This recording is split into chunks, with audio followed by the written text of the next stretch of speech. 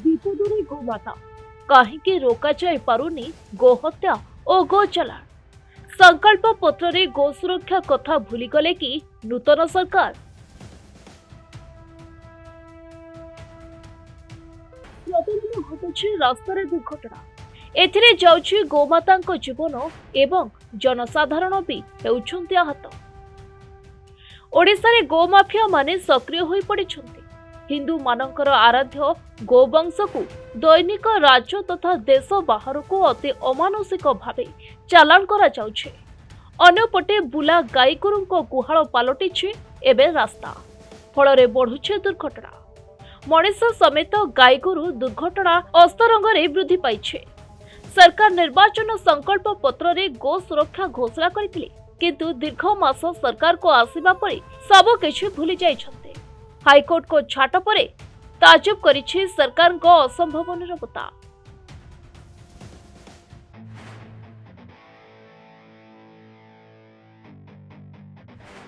नहीं मु आपण मान द्वारा अनुरोध करी कि प्रशासन को एबे जेहेतु वर्षा दिन माने चर मिलूनी कोडी गहिर मानकरे पानी हो गलानी। वर्षा दिन रे गोरु गाई माने बेसिकली बाजार उपरु चली आछुंदी।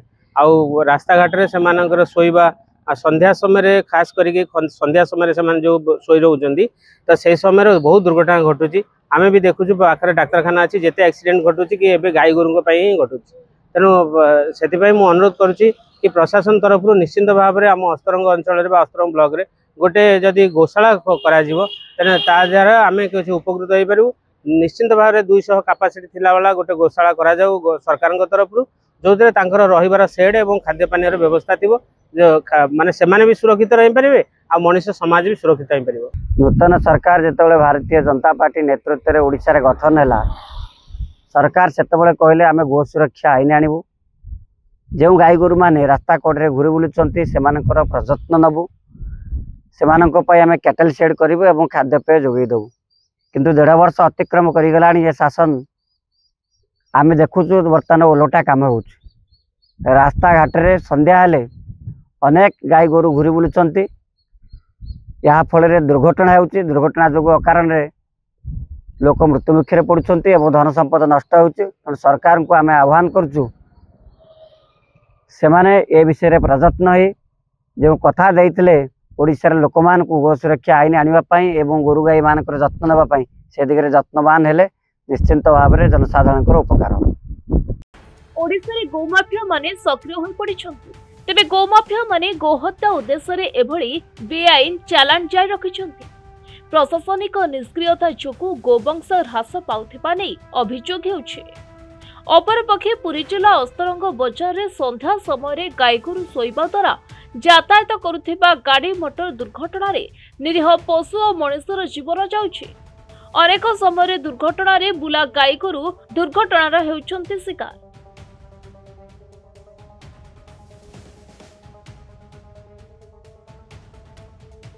मु कहबी एथिपाई पशु संपद विभाग ही दायी। कहीं ना यही कथा को चेक करने भारत सरकार नेशनल डिजिटल लाइफस्टॉक मिशन रे भारत पशुधन आप रे समस्त गोमाता मानकर जन्म मृत्यु बिक्री यहाँ को बाध्यतामूलक पंजीकरण कहते। जदि एक कथा होता ताहले गोटे कंट्रोलिंग कैपेसिटी था कहापारे ना आमर पशु विभाग पाखर था किंतु ताहा करना ए बाबत मो माननीय हाईकोर्ट रे जो जनस्वार्थ मामला फाइल करछि केस नंबर WPC 9217/2025 जो 25 में फाइल करछि कि समस्त गोमाता जन्म मृत्यु बिक्री पंजीकरण बाध्यतामूलक पंजीकरण तत्सहित जेते स्ट्रे कैटल अच्छी तार माने रेस्क्यू एंड रिहाबिलिटेशन राज्य सरकार करंतु। ये दुईटा कथा कौन से मु नुआ कथा किछि मागुनी जहाँ को माननीय supreme court already A Nagaraja versus animal welfare board of India case already 5टी स्वाधीनता देइछंती जहाँ को भी कहिछंती जो स्ट्रे कैटल मान को रेस्क्यू रिहाबिलिटेशन करने काम स्टेट गवर्नमेंट 5टी स्वाधीनता देइछंती कारण से माने तृष्णा रहिबनी भय रहिबनी रोग रहिबनी ताकर बासरा रहिबनी एता उल्लेख करछंती। द्वितीय कथा जो राज्य भारत सरकार जो डायरेक्टिव अच्छी समस्त गोमाता मान पंजीकरण अद्यावधि करूना आज यदि गोटा करूँ राजस्था से बंद हो सारी इवन भी मु केस फाइल कला परठू भी आज पर्यंत सरकार कौन तत्परता नहीं, केवल कागज कलम अच्छी। ए बाबत आमर सीडीपीओ पुरी शरत कुमार बेहरा डॉक्टर शरत कुमार बेहरा सी भी राज्य सरकार तरफ एक सत्यपाठ माननीय हाईकोर्ट जमा कर से उल्लेख कर ये नहीं कौन ना स्ट्रे काटेल ना जोटा कि असंभव कथा। आपण मैंने देखूँ राजरास्ता केते गाई गोरु गोमाता बुलूँ। ए बाबत जनसूचना अधिकार आईन में ऑफिस में फाइल करी जे मु चाहूँगी इन्स्पेक्शन करने कि ऑफिशियली जे केते स्ट्रे काटेल अच्छा जना पड़ा। आम मात्र नुआगढ़ पंचायत आरंभ करूँ। नुआगढ़ पंचायत अष्टम नुआगढ़ पंचायत रे जोटी जना पड़ा मात्र 12टी घर इन्स्पेक्शन करूँ। 15टा गाई मिसिंग रेजिस्टर्ड बट दुनिया ना कुआड़े गले कुआड़े सब गले असईखाना किंबा राजरास्ता बुलूं। ए बाबद जदि ब्लॉक भेटनारी ऑफिसर क्रिमिनाल प्रोसीडिंग करते आज हुए तो गोमाता माने खुंटे था बासस्थान था राजरास्ता को आसी ना। एपाई राज्य सरकार गत इलेक्शन समय भी आनी आम गो सुरक्षा को देवु गोहत्या निरोध आईन करूँ कुआड़े गला निजे सत्यपाठ निजे सरकार जे कथा अच्छी जे चेई शोई जी उठेब किए। ये राज्य सरकार केवल भोट पाई ये केवल हिंदुत्व आउ गोमाता भोट सरीला काम सरीला केवल इलेक्शन एजेंडा ही थिला। इलेक्शन सरी ये विषय वस्तु जाइए नहीं आम मानकर आज्ञा दोष सब कहीं आम गाईर क्षीर संग्रह करदेला गाई की रास्ता को छाड़ दूँ और बाछुरी की भी रास्ता को छाड़ दूँ। तेणुकर गाईर बाछुरी सेवा करी आम घर मैंने आग काल घर मैंने बांधिकी जत्न नौ दायित्व नौ एत गाई गोरु रास्ता को आसुन किंतु आज ताहा विस्मय भाव उभा जहाँ आपण टीवी माध्यम आप सांबादिक भाई मैंने इलेक्ट्रोनिक मीडिया भाई मैंने आखि पड़ी से बहुत बहुत धन्यवाद। आपको सरकार स्तर में पहुँचा ही आपण माध्यम गौशाला ये स्थानीय हो प्रति पंचायत यदि खोल जाए रक्षणाबेक्षण स्थायी व्यवस्था करा जाता ताहले आम ये अंचलवासी खुशी। अन्यपटे राज्य सरकार को स्पष्ट भाव कहुई बुला गाईगोरु थैथान मामलें जवाब दाखल कर समस्त गाईगोरु थैथान आवश्यकता रही। एही आदेश आभिमुख्य आधार रे सरकार का आभिमुख्य कौन रही से संक्रांत परवर्ती शुणाणी स्पष्ट करने को मान्यवर कोर्ट कहते।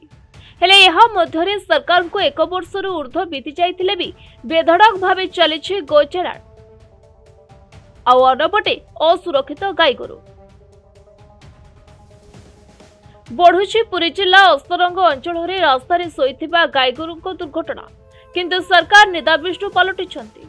एणु राज्य सरकार गोहत्या को संपूर्ण बंद करने दृढ़ आईन प्रणयन गोरक्षक उपरे लगा जाउथिबा मिथ्या मामला रद्द करने गोचालाण को रोकने जिले में स्वतंत्र टास्क फोर्स गठन गो तस्कर मानक चिन्हट करी राष्ट्रीय सुरक्षा अनुसार दंड विधान गो संरक्षण पर गोशाला निर्माण गोपालक आवश्यक तालीम सहित आर्थिक प्रोत्साहन और अस्तरंग अंचल में गोचालाण बंद करने गोरक्षक माने दाबी करिसेंती।